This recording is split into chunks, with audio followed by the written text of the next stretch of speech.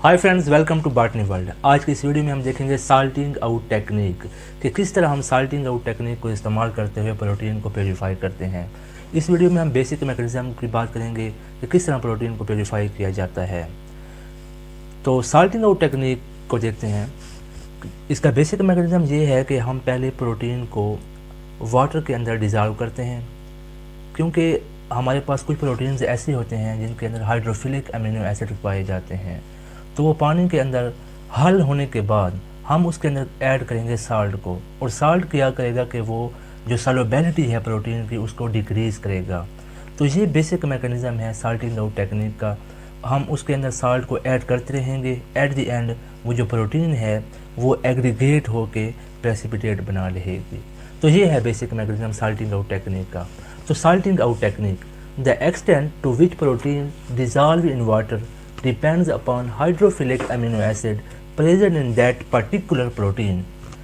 हमने ये देखना है कि जो जितने भी ज़्यादा प्रोटीन के अंदर हाइड्रोफिलिक अमीनो एसिड्स होंगे तो वो प्रोटीन जो है उतनी ही ज़्यादा पानी के अंदर सॉल्युबल होगी।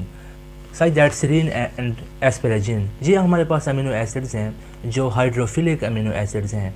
वैसे तो बहुत ज़्यादा हैं, यहाँ पे मैंने 2 लिखे हैं ताकि आइडिया कुछ क्लियर हो जाए।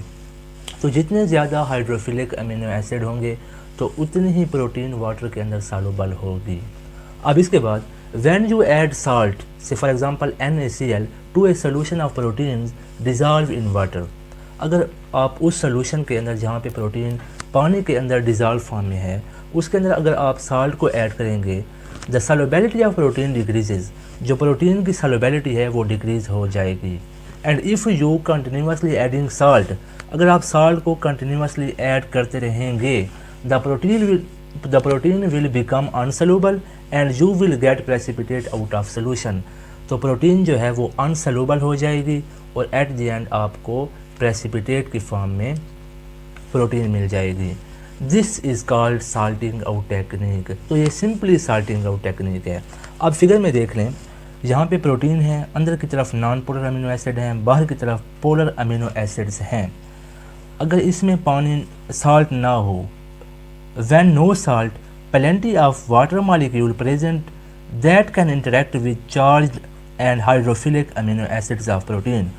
इस फिगर में देखें, अगर यहाँ पे साल्ट ना हो तो वाटर के जो मॉलिक्यूल हैं वो इंटरेक्ट करेंगे इस प्रोटीन के जो हाइड्रोफिलिक अमीनो एसिड हैं और चार्ज अमीनो एसिड हैं। मीन्स के प्लेंटी ऑफ वाटर मॉलिक्यूल इस प्रोटीन के साथ इंटरेक्ट करेंगे। यहाँ पे देखें प्रोटीन इंडिविजुअली प्रेजेंट है। अगर इसके अंदर हम साल्ट को ऐड करते हैं, when you add salt the charged ion interact with water, this means that there are less solvent molecule to interact with protein. As a result protein molecules begin to aggregate and cause precipitation. अब होगा ये कि जैसे ही आप उसके अंदर salt को डालेंगे, से फॉर एग्ज़ाम्पल NaCl, तो वो क्या होगा कि वो पहले तो आयन में कन्वर्ट हो जाएगा। अब वाटर के मॉलिक्यूल होंगे वो इन आयन के साथ इंटरेक्ट करेंगे। जो प्रोटीन है उसके साथ लेस वाटर के मॉलिक्यूल अवेलेबल होंगे ताकि वो उसके साथ इंटरेक्ट कर सकें।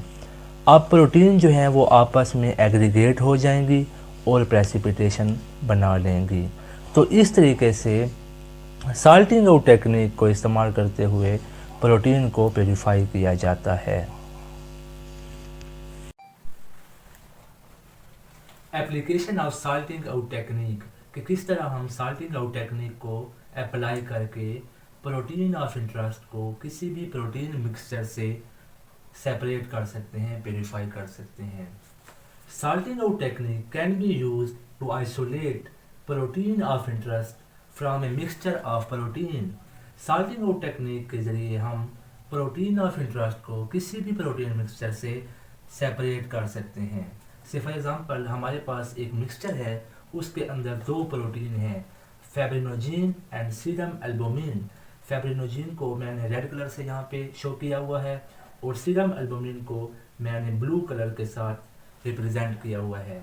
फैब्रिनोजेन ये क्या है, ब्लड क्लॉटिंग प्रोटीन है, जबकि सीरम एल्बुमिन वो लिपिड्स जिस तरह के फैटी एसिड को कैरी करती है इन द ब्लड प्लाज्मा।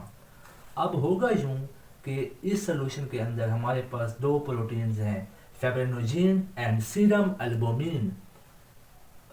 अगर साल्ट ना हो, proteins are individually present in the solution in the absence of salt. अगर साल्ट ना हो, साल्ट एब्सेंट है, तो ये दोनों प्रोटीन्स इंडिविजुअली प्रेजेंट है सॉल्युबल फॉर्म में। यहाँ पे देखें, fibrinogen, serum albumin individually present है, लेकिन अगर उसके अंदर जैसे ही हमने साल्ट को ऐड किया, तो हमने ये देखा है कि सॉर्टिंग आउट टेक्निक के ज़रिए हम प्रोटीन को सेपरेट करते हैं, वेरीफाई करते हैं, तो हर प्रोटीन के लिए डिफरेंट कंसंट्रेशन जो है चाहिए होती है उसको सेपरेट करने के लिए। फाइब्रिनोजेन के लिए 0.8 मोलर कंसंट्रेशन दरकार है, और जबकि सीरम एल्बुमिन के लिए 2.4 molar concentration of ammonium sulphate दरकार है उसको सेपरेट करने के लिए। जैसे ही अगर हम साल्ट को ऐड करेंगे इस सॉल्यूशन के अंदर, when we add 0.8 molar of ammonium sulphate, the fibrinogen precipitate and crystallised.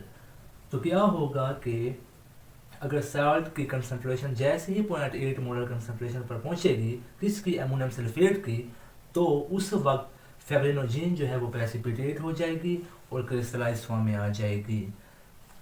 Serum albumin requires 2.8 molar concentration of ammonium sulfate to crystallize। पहले ही मैंने आपको बता दिया है कि सीरम एल्बुमिन के लिए 2.4 मोलर कंसंट्रेशन की ज़रूरत है।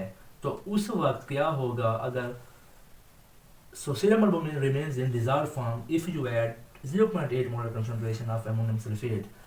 यहाँ पे हमने देखा है कि जैसे ही 0.8 मोलर कंसंट्रेशन तक पहुंचता है साल्ट की कंसंट्रेशन, तो उस वक्त तो क्या होगा कि फाइब्रिनोजेन तो सेपरेट हो जाएगी, मीन के प्रेसिपिटेट की फॉर्म में आ जाएगी, क्रिस्टलाइज बन जाएगी। तो उस वक्त जो होगा सीरम एल्बुमिन वो डिज़ॉल्व फॉर्म में होगा। सिंपली इसका ये कॉन्सेप्ट था। यहाँ पे देखें इस फिगर में, जैसे ही हमने अमोनियम सल्फेट को ऐड किया तो वो पहले आयन में कन्वर्ट हो जाएगा जैसे कि अमोनियम एंड सल्फेट की फॉर्म में। अब वाटर के मॉलिक्यूल इसके इर्द गिर्द भी आ जाएंगे, और यहाँ पे देखें तो ब्लू कलर से मैंने सीरम एल्बुमिन को रिप्रेजेंट किया हुआ था, तो सीरम एल्बुमिन डिज़ॉल्व फॉर्म में होगी और 0.8 मोलर कंसंट्रेशन पर फाइब्रिनोजेन जो है वो क्रिस्टलाइज फॉर्म में आ जाएगी।